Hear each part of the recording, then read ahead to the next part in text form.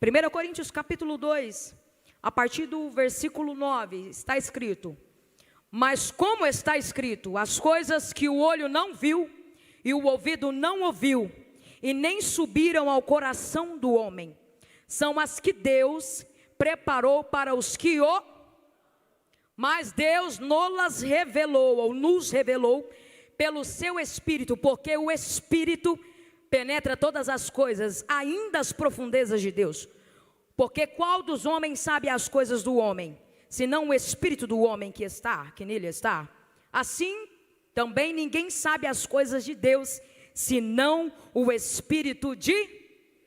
O 12 para fecharmos com chave de ouro aqui, ó. Mas nós não recebemos o Espírito do mundo, mas o Espírito que provém de... para que pudéssemos conhecer o que nos é dado gratuitamente por... Toma o seu assento dando glória a Deus, como uma igreja pentecostal que você é, porque de fato nós nascemos no fogo, nos desenvolveremos no fogo, e assim estamos progredindo no fogo, e também subiremos no fogo. Feche os seus olhos por alguns instantes, e faremos mais alguns instantes de oração na presença do Senhor Jesus. Espírito Santo de Deus, nós já estamos aqui na tua presença, adorando, exaltando, bendizendo, enaltecendo o nome santo do Senhor. E nós estamos aqui unidos como igreja, porque reconhecemos o teu poder sobre nós. Nós estamos na tua total e inteira dependência. Senhor Deus, a tua igreja está aqui hoje com a expectativa na tua palavra, na tua presença, no teu poder, no teu agir. E nós sabemos que quando a expectativa está sendo gerada em ti, essa expectativa, ela não será apenas suprida, mas ela será totalmente, completamente. Ah, Jesus, que o seu Espírito Santo possa fazer com que apraz a tua vontade nessa hora, nesse tempo e nessa casa. Que enquanto a tua palavra estiver sendo exposta, haja cura, salvação, transformação, para a glória do nome santo do Senhor Jesus. Quem concorda, diga! Diga! Nós, como bem sabemos, assim como a carta aos Romanos, 1 Coríntios também foi uma carta escrita, Marcos Filho, pelo apóstolo Paulo. E quando nós vamos nos aprofundar um pouco que seja na vida do apóstolo Paulo, nós vamos entender a magnitude, a grandeza do chamado de Deus na vida daquele homem. Só que aquele homem, ele veio até ao Senhor Jesus Cristo, não por uma força contínua de si mesmo, mas por uma força atuante na presença do Senhor Jesus. Porque o próprio Senhor Deus, o próprio Senhor Jesus, fizeram a questão de o encontrar a caminho de Damasco. Como você é bem entendedor da história, vai o conhecer de qual é salteado. Mas quando nós chegamos à altura do capítulo 2, da carta que ele escreve, ou da primeira carta que ele escreve aos Coríntios, ele vai encontrar uma igreja que outrora foi ensinada, foi doutrinada, mas no presente momento se encontrava em contendas e com dissensões. E nós vamos entender que para chegar a esse nível, Aías, primeiro teve que haver dúvidas no coração daquele povo, do povo da igreja de Corinto. A partir de dúvidas geradas, a partir de então, começa a haver dissensões e contendas, e o povo começa a esquecer da verdadeira razão do evangelho que Cristo deixara através da vida do apóstolo Paulo. E ele começa a ter o intuito de escrever essa carta para que o povo voltasse os olhos, ou voltasse a direção para o caminho do qual eles não deveriam ter saído. E em decorrência do livro do 1 Coríntios, ele vai pontuar categoricamente quais seriam as falhas daquela igreja. Ele faz questão de pontuar todas essas falhas. Não dá tempo da gente discorrer todas elas por causa do horário, mas você, como bom entendedor da palavra de Deus, vai saber que ele pondera todas aquelas falhas com o intuito não apenas de julgamento, mas para que o povo pudesse ser despertado novamente para a razão genuína do evangelho de Jesus Cristo, a fim de que eles caíssem em si, a tal ponto de reconhecerem perceberem que estavam andando em contradição com o que fora ensinado, com o que fora doutrinado pelo apóstolo Paulo a eles. Aí eu vejo a ação do Espírito Santo de uma maneira tão sublime, tão sobrenatural, que ele começa a despertar aquela igreja. E quando nós vamos ler um pouco da introdução do apóstolo Paulo, há uma passagem grifada que vai dizer: os filhos que ele mais amou na fé foram os que mais deixaram ele passar escassez. Porque quando os sentidos espirituais adormecem dentro da igreja, é impossível que haja discernimento da voz de Deus. Não, você não entendeu. Os sentidos naturais, os que nós conhecemos, são visão, audição, olfato, paladar e o tato. E do mesmo jeito que tem ou que existem sentidos naturais, existem também sentidos espirituais. Outrora que quem tem uma visão espiritual, ele consegue discernir o que é espiritual. Ele não trata um culto como esse, não apenas esse, mas em todos os momentos em que a igreja se reúne, apenas como um momento passageiro, como 2 horas, 3 horas e meia, em que nós saímos das nossas casas, viemos aqui, adentramos a este lugar, ocupamos alguma dessas poltronas para ouvir alguém falar por alguns minutos, para ouvir a ministração do louvor congregacional, e entra e sai do mesmo jeito. A vida corriqueira começa ou continua do mesmo jeito, e nada tem diferença na vida dele, porque à altura desse campeonato os sentidos naturais dele estão muito mais aguçados do que os sentidos espirituais. Haja vista que quando os nossos sentidos espirituais estão aguçados, nós não contentamos com o louvor normal, nós não contentamos com a palavra normal, nós não contentamos com um culto normal, com uma campanha normal, ou mais uma das campanhas.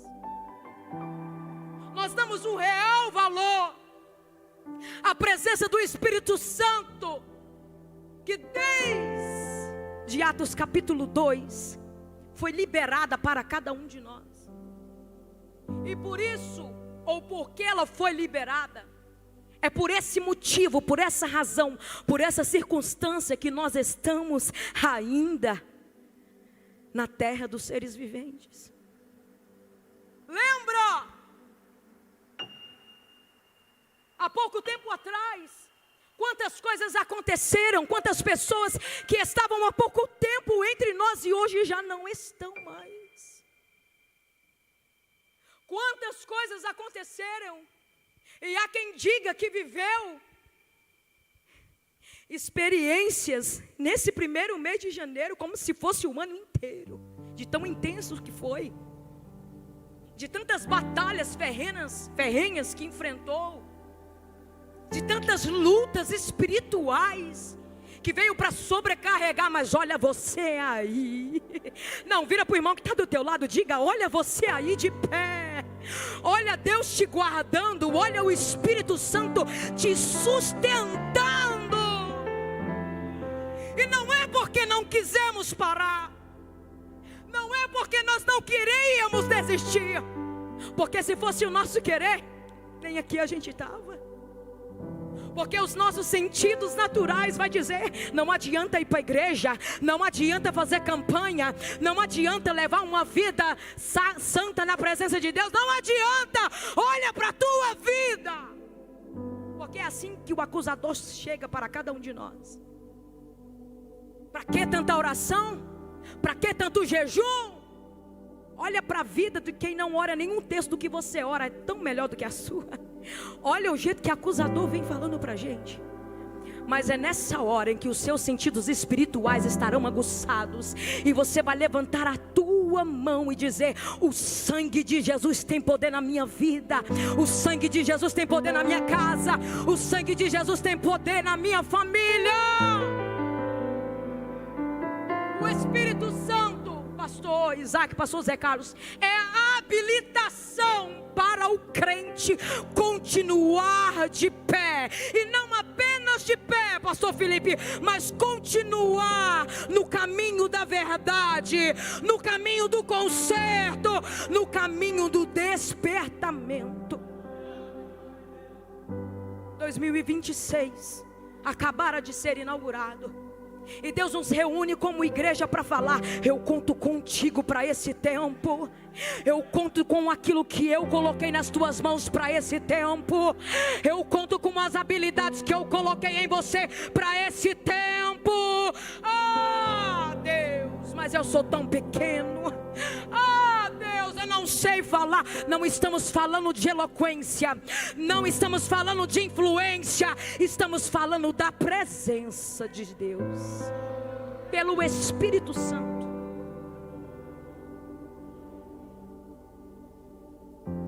Mas como está escrito, as coisas que o olho não viu, o ouvido não ouviu, e não subiram ao coração do homem, são as que Deus preparou para os que o... As coisas de Deus são mistérios, sim ou não, igreja? Mas pela ação do Espírito Santo na nossa vida, esses mistérios são revelados a nós. E quem tem o Espírito Santo de Deus na vida, ele consegue ver além do ordinário, ele consegue ver além do racional, ele consegue discernir o que o Espírito Santo está dizendo para ele, ainda que ele não entenda, mas pela habilitação do Espírito Santo na sua vida, ele diz: eis-me aqui, obedecerei e farei conforme o teu querer, conforme a tua vontade. O apóstolo Paulo é incisivo e enfatiza que a sabedoria com a qual ele ensinara a igreja não vinha dele mesmo, essa sabedoria vinha de Deus, tão somente de Deus. Outrora, se fôssemos comparar a sabedoria humana com a sabedoria de Deus, seria impossível, de longe impossível. Porque assim como Deus falou para Samuel, quando ele entrou na casa de Jessé e começaram a passar os filhos daquele homem para ser ungido rei, Deus fala: eu não vejo como você vê. Mas somente quando nossos sentidos espirituais estão aguçados, estão em alinhamento com o trono da graça, nós entenderemos o que é o despertar de Deus na nossa vida. E quando nós começarmos a entender o que é despertar de Deus na nossa vida, nós vamos orar mais, nós vamos jejuar mais, nós vamos consagrar mais, nós vamos adorar mais, como se fosse o último culto, como se fosse a última vez. Nós não nos acostumaríamos com essa presença, porque nós queríamos muito e muito mais dela, a todo momento, a todo instante, a tal ponto de estar dirigindo o nosso carro e pedindo para Ele: enche-me, a tal ponto de estarmos fazendo os nossos afazeres corriqueiros e pedindo para Ele: enche-me.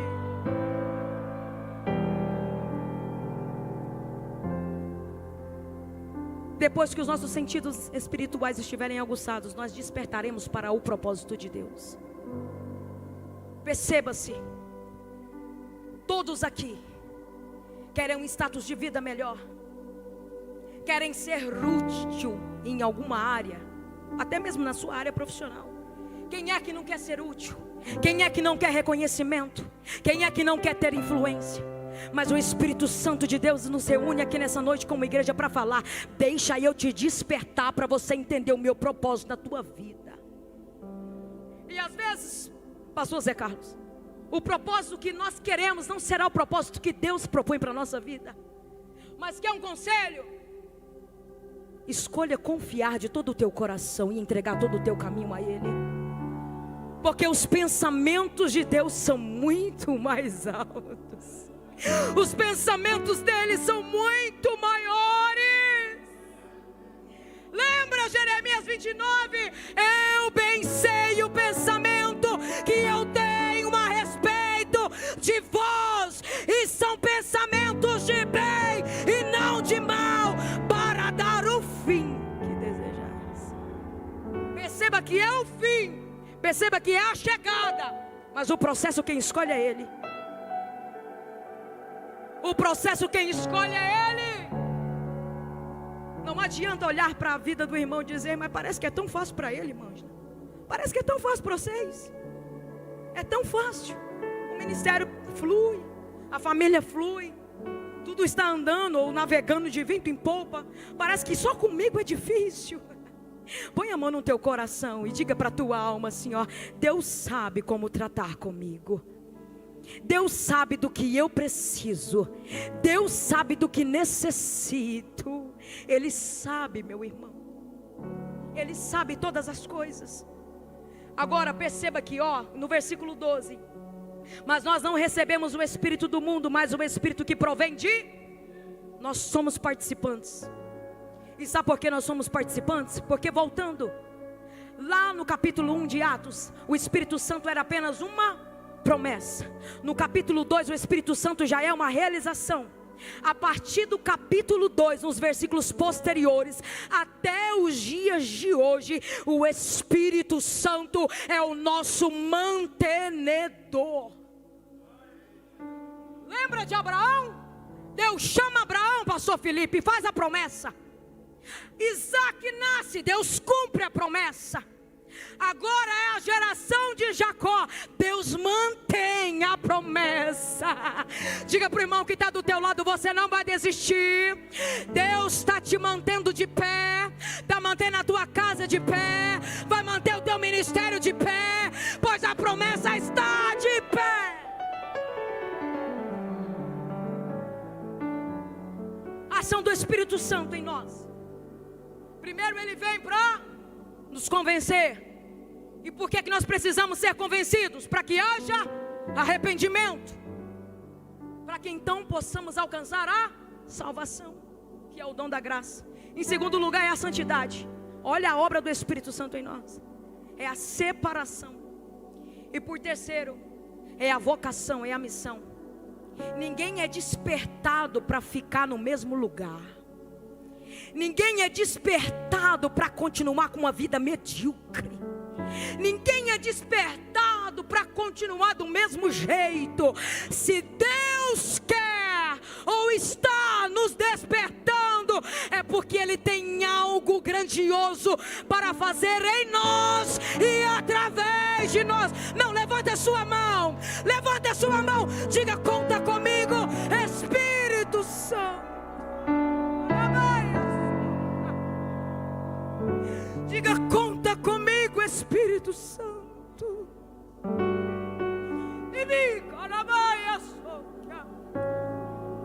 É por isso que às vezes dói tanto. Por isso que às vezes é tão difícil.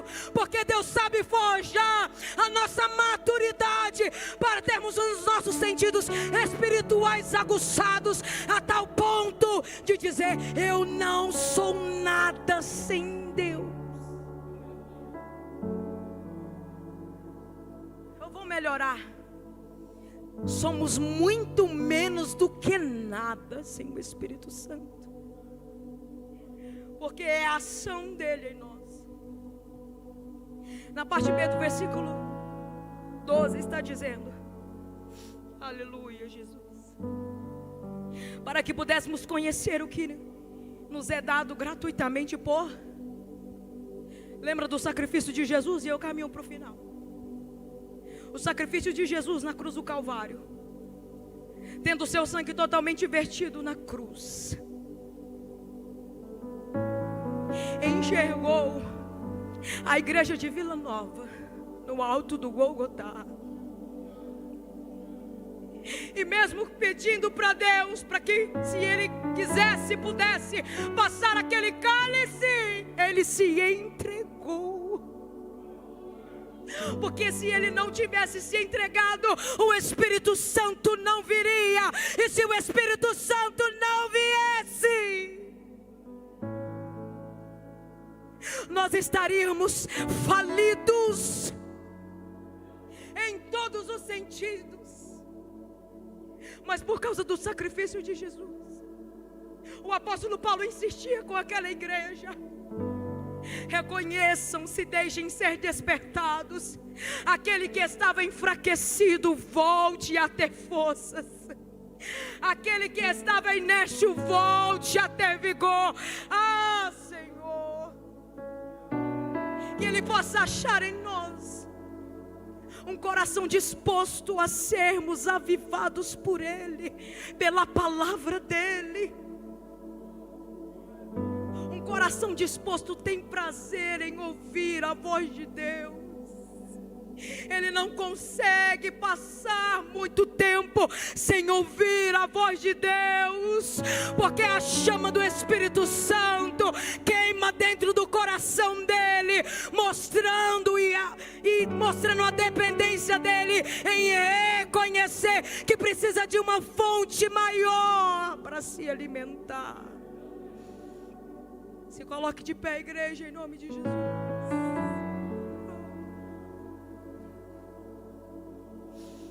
O Espírito Santo quer nos despertar para esse tempo. Chega de ser um crente normal. Chega de cantar normal. Chega de pregar normal. Perceba bem que eu não estou te falando de eloquência, eu não estou te falando de tom de voz, não estou te falando dessas coisas naturais, eu estou te falando das coisas espirituais. Chega de correr atrás de status, aleluia. Status é passageiro, mas a presença é permanente.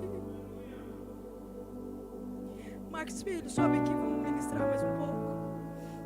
Em nome de Jesus, que possamos estar dispostos a sermos despertados pelo Espírito Santo, porque Ele conta comigo, Ele conta contigo. Eu sei que a gente costuma olhar para a nossa própria capacidade. Eu sei. A gente costuma olhar pelo que temos, fisicamente falando, materialmente falando. E às vezes as comparações são inevitáveis. Mas o Senhor Deus nos reúne como igreja para dizer: eu te escolhi, foi eu que te formei.